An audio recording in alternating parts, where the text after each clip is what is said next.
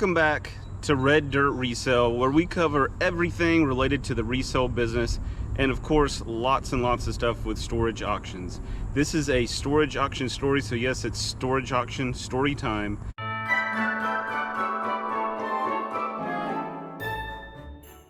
Another story, I got tons and tons of stories from the past, and then we're buying units still all the time, so new stories popping up. But I got a lot of stories from back in the day before I was ever even thinking about making a video, YouTube video talking about any of the stuff that happened, especially back in the live storage days where all of the auctions were live versus now they're pretty much mostly all online. When it was live, there was a lot of craziness that happened, kind of similar to the TV shows a little bit at times.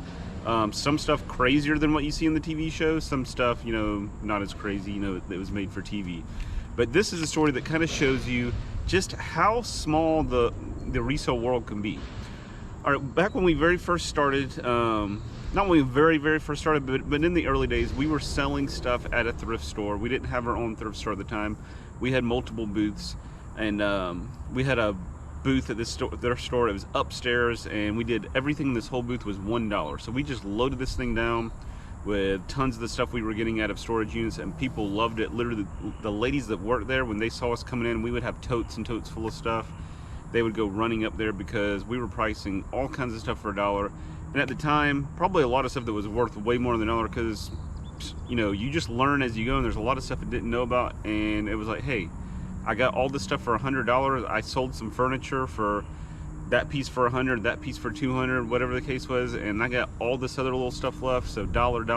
We made a lot of money that ways, and turned out pretty good. But anyways, so one of the ladies, you know, several of the ladies would go and buy stuff out of our booth that was out of storage units. So one day I buy a storage unit, and the lady, when I'm in the office buying it, she mentions the person's name. And it's a name that I'm familiar with, but I didn't know if that was the same person or not, you know, but it stuck in my head. I was like, okay. So pay for the unit, I go and I start loading the unit, and I start seeing a lot of familiar stuff. And when you buy storage units, you get a lot of weird stuff, a lot of stuff that'll really stick in your mind, because it could be like a souvenir that somebody got in another country or another state, or something somebody made, homemade, and you'll just, stuff that you haven't ever seen before, and it'll stick in your mind. So I start seeing a lot of this stuff over and over again, and then I quickly figure out that this was the storage unit of someone that bought stuff from us. So we bought it out of storage unit, we sold it in a thrift store. The person, it was one of the ladies that worked there, but they bought it from us, they put it into a storage unit, and then they lost the unit, and we ended up getting the stuff. So that's kind of crazy right there. You know, we ended up getting the stuff that we had already sold.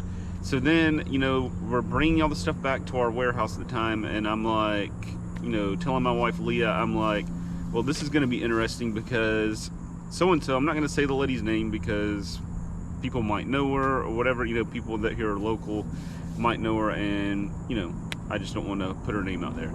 But I'm like, she comes every single weekend to our sale. We would just open on Friday and Saturday. That's how we rolled back then, but she would always come to the sale on Friday. So I'm like, we're gonna put all this stuff out here, and she's gonna recognize that it was hers. I mean, she knows she lost her unit, and she's gonna see all this stuff, so hopefully that she doesn't get mad at us, but I've got all this stuff, I've got to sell it. This was the way I sold stuff, so we had to put it out. And so we put it all out, and sure enough, you know, I remember that day, here she comes walking up, and I see her kind of looking around, and you can't help but, she couldn't help but know that it was her stuff because there was so much of it and it was everywhere. And she's looking around, she's like, kind of comes up to me and she's like, oh, you got my unit. That's good, I'm glad you got it. And that was pretty much it. But then she proceeded to buy a whole bunch of the same stuff back again. So we bought it in a storage unit, at a storage auction. We sold it in the thrift store to this lady. I bought it again in a storage unit, her unit that got auctioned off.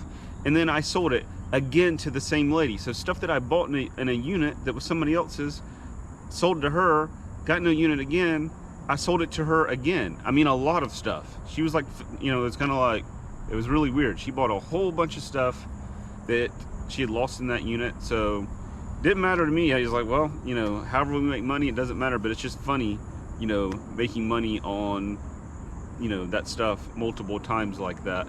But that's not really the first time. You know, there's many times where I've made money on the same items. There's a lot of times I have sold stuff in our auction now to people, and then 6 months later they ask me if they can put some stuff in the auction. So I say yes, and here they come again with other stuff that I haven't seen, but some of the same stuff they bought in my auction 6 months ago. So I sold it to them, you know, I made my money then, and then they're gonna sell it again in the auction, and I'm gonna make the commission. So I'm gonna make money again off of that same item. So it's amazing. Sometime in the resale business, it's a small world. It's just a small world, period.